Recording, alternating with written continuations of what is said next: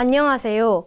8월 넷째 주 서울학생 굿센뉴스 진행을 맡은 경인중학교 2학년 조은비입니다. 방학이 끝나고 새학기가 시작되었는데요. 새학기에는 공부도 열심히 하고 자신이 계획한 일들 모두 달성하시기 바랍니다. 그럼 8월 넷째 주 서울학생 굿센뉴스 전해드리겠습니다. 지난 8월 17일 김대중 전 대통령 서거 2주기를 맞아 학생들이 김대중 도서관에서 민주주의에 대해 알아가는 시간을 가졌다고 합니다. 그 뜻깊은 현장 속으로 함께 가보시죠. 상명 사대부속 여자중학교 윤영현 리포터가 전해드립니다. 지금 제가 서 있는 이곳은 김대중 도서관입니다. 민주시민교육의 일환으로 학생참여위원회 학생 33명들의 현장 체험 학습이 진행되고 있습니다. 사회 구성원이 되어 조화롭게 살아가는 것에 대해 토론하고 배우는 그 현장 속으로 지금 함께 가보시죠. 이곳은 1층 전시관입니다. 이충미 선생님의 안내로 학생들이 전시관을 둘러보고 있습니다.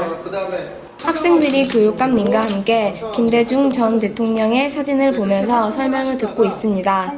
사진과 관련된 각각의 사연들을 흥미롭게 듣고 있네요. 어떤 지역의 유지 또는 유상계급이라는 그런 어떤 이유로 인민재판에 회부가 되셨다가 교육이 마련된 자리인데 교육감님이 생각하시는 올바른 민주시민의 자세는 무엇인지 교육감님과 학생들이 민주주의에 대한 생각을 공유하며 열띤 토론을 하는 중입니다.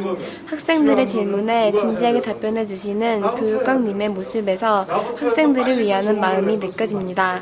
이번 연세대학교 김대중 도서관 민주시민교육 현장체험 학습 프로그램은 2003년도에 개관한 연세대학교 김대중 도서관이 8년 동안 많은 관람객들과 또 사료를 중심으로 한 연구 결과들을 가지고 우리 자라나는 학생들, 특히 청소년들에게 민주주의의 의미와 그 가치, 그리고 이해, 어떻게 민주주의를 실천해 나갈 수 있는지, 또한 민주시민이 되기 위해서 가져야 될 자세나 마음가짐들에 대해서 함께 토론하고 논의할 수 있는 기회의 장을 마련해보고자 했습니다. 교육감님하고 같이 대화도 하고 또 우리가 이제 주도적으로 이런 운영 프로그램을 짜서 활동할 수 있었던 것도 좋은데, 근데 조금 아쉬운 거는 이제 교육감님과의 시간이 대화할 수 있는 시간이 좀 짧았다고 생각도 하고, 또 우리가 이런 프로그램을 준비하려면 좀 미리 사전에 많은 준비를 했었어야 한다고 생각을 하는데 그 준비를 많이 하지 못한 점에 대해서 좀 아쉽게 생각을 합니다. 이번 명사와 함께하는 민주시민교육 현장체험 활동은 민주주의와 평화를 지키기 위한 노력에 대해 토론할 기회가 주어진 뜻깊은 활동이었습니다. 또한 활동 내내 학생들이 주도적으로 참여하여 우리 학생들의 능동적인 모습을 볼 수 있었습니다. 이런 학생들이 미래 한국 민주사회의 주역이 된다니 정말 믿음이 찍스러운데요. 지금까지 서울학생 굿센방송단 리포터 윤영현이었습니다. 고통을 잊게 해주는 약, 모르핀보다 300배 효과 있고 중독성 없고 가격조차 없는 최고의 진통제는 무엇일까요? 바로 엔돌핀인데요. 엔돌핀은 웃음과 직결되어 있다고 합니다.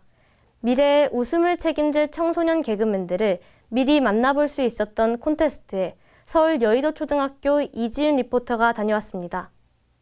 제가 지금 나와 있는 이곳은 한국방송예술진흥원입니다. 8월 13일 오늘 이곳에서는 청소년 개그 콘테스트가 열린다고 하는데요. 저와 함께 지금 현장으로 가보시죠. 콘테스트에 참가하게 된 이유는 무엇인가요? 고등학생이고 공지 방문 시험도 볼 수 없고 인터넷 같은 걸 뒤져보다 고등학생 콘테스트라는 걸 발견해가지고 유세윤 제일 좋아하고요. 유세윤이 제일 웃긴 것 같아요. 아이디어가 참신하고 표정이 살아있어요. 일단 이제 항상 깔끔한 거 좋아하기 때문에 지지 안 끌고 딱 제 할 일만 하고 상금을 받을 수 있으면 좋겠지만 망설임 없이 가겠습니다. 저는 홍어를 많이 접해왔기 때문에 네, 잘 들었습니다. 재미없을 것 같은 건 안 듣습니다. 너무 뻔했거든요. 뭘로 어디에서 웃기려고 했던 거예요?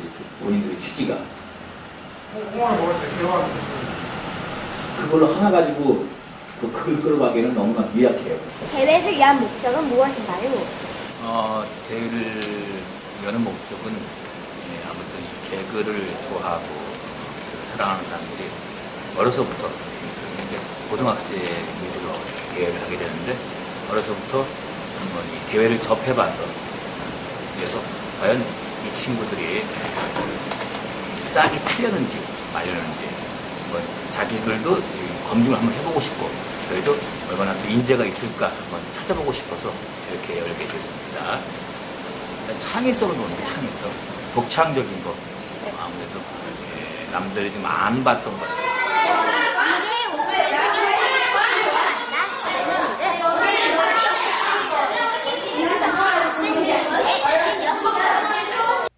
자칫 어렵고 재미없어 보일 수 있는 과학 원리를 가족과 함께 쉽고 재미있게 배운다면 어떨까요? 학부모와 함께 과학 원리를 즐겁게 배울 수 있었던 가족 발명 교실이 성동교육지원청에서 열렸는데요. 성수고등학교 최지연 리포터가 다녀왔습니다.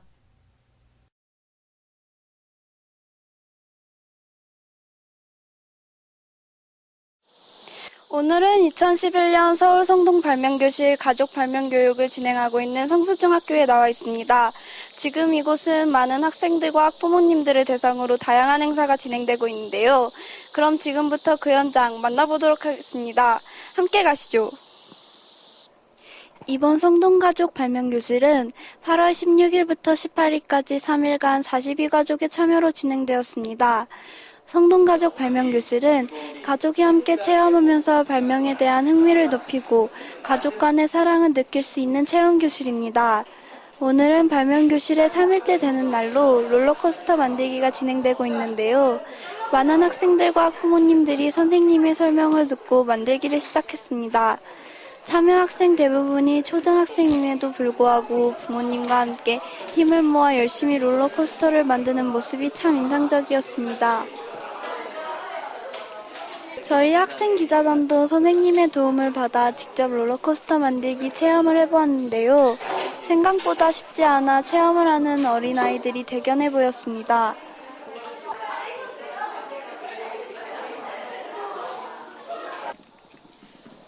또한 체험 도중 한 학생이 다치는 경우가 있었는데요. 아이답지 않게 침착히 치료를 받고 씩씩하게 다시 체험에 임하였습니다. 여기 성동교육지원청에서 운영하는 성동발명교실은 크게 학생, 학부모, 교사 대상으로 교육이 되는데 그중에 학생들은 기초과정, 심화과정, 특허과정 이렇게 세 과정으로 주축이 되어 있습니다. 지금 오늘 하고 있는 과정은 그중에서 학부모들 과정 중에서 가족발명교실로 학생과 학부모님들이 같이 창의성을 발휘해서 활동을 하는 그런 프로그램입니다. 앞으로는 좀 더 적극적으로 홍보를 해서 우리 성동발명교실이 더 활성화될 수 있도록 그렇게 노력을 하겠습니다. 내가 함께 했다는 거에 대해서 의의도 크고 아이들도 좋아했고요. 저도 재밌었고. 되게 재밌고요. 교육적인 차원에서도 애한테 도움이 될 것 같아요. 기회가 되면은 한 번 더 참여하고 싶습니다. 오늘 성동 가족 발명교실을 통해서 아이들과 어머니, 아버님이 함께 사랑을 키울 수 있고 과학적 사고력을 키울 수 있는 좋은 기회였던 것 같습니다. 그리고 이번 기회를 통해서 아이들이 미래에 대한 꿈과 희망을 키울 수 있는 좋은 밑거름이 된 것 같습니다. 이번 체험활동은 어린 학생들의 과학적 재능을 다지고 체험도 해보는 유익한 시간이었는데요. 이렇게 흥미를 가지고 가족과 열심히 참여하는 아이들의 모습이 과학자 못지 않았습니다. 서로를 격려하며 롤러코스터를 제작하는 아이들이 어른스러웠습니다. 성동교육지원청 발명교실은 이외에도 학부모 연수를 실시하고 있습니다. 학생뿐만 아니라 학부모, 지역 주민, 가족을 고루 배려하여 교육하고 있다니 많은 관심과 참여 부탁드립니다. 또한 저희가 만든 롤러코스터도 시험해 보았는데요. 생각외로 잘 되어 만족스러웠습니다. 이번 서울 성동 발명교실은 학생과 학부모가 발명이라는 것에 한 걸음 더 다가갈 수 있는 시간이었습니다. 또한 학생과 학부모가 함께하는 체험을 통해 서로 간의 사랑이 돈독해지고 칭찬과 격려가 함께하는 유익한 시간이었습니다. 지금까지 성수고등학교의 최지연이었습니다.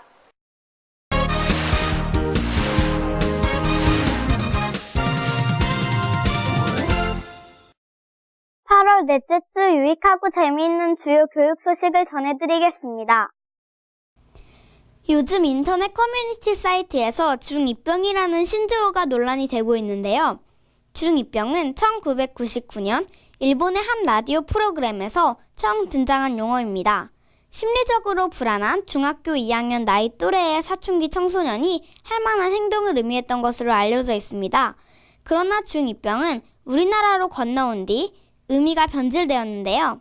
이 시기에 자아 형성 과정에서 허세를 부리거나 개념이 없는 사람을 비하하는 말로 바뀌었다고 합니다. 특히 중2병은 왜곡된 자아 형성으로 이어질 수 있다는데요. 이런 중2병에서 빠져나오기 위해서는 혼자 있는 시간을 줄이고 친구들과 어울리는 시간을 갖거나 야외 활동을 하는 것이 큰 도움이 된다고 하네요. 평일에 잠이 부족해 주말에 잠을 몰아서 자는 학생들이 많은데요. 대한수면의학회의 조사 결과 평일에도 충분한 잠을 자는 것이 학습 능력 향상에 도움이 된다는 조사 결과가 나왔습니다. 중고교생 2,383명을 설문조사한 결과 휴일 평균 수면 시간에서 주중 평균 수면 시간을 뺀 수면 빚이 적은 학생일수록 성적이 좋은 것으로 나타났다고 합니다. 학교 성적이 10등 안에 든 학생들의 평균 수면 빚은 1.9시간으로 조사되었고 11등에서 20등의 수면 빚은 2.2시간, 21등 이하의 수면 빚은 2.7시간이었다고 합니다. 수면 빚이 적을수록 학교 성적이 좋았다고 하니 계약했다고 해서 갑자기 너무 무리해서 수면 시간을 줄이지 마시고 충분히 수면을 취하면서 균형 잡힌 생활을 하시기 바랍니다.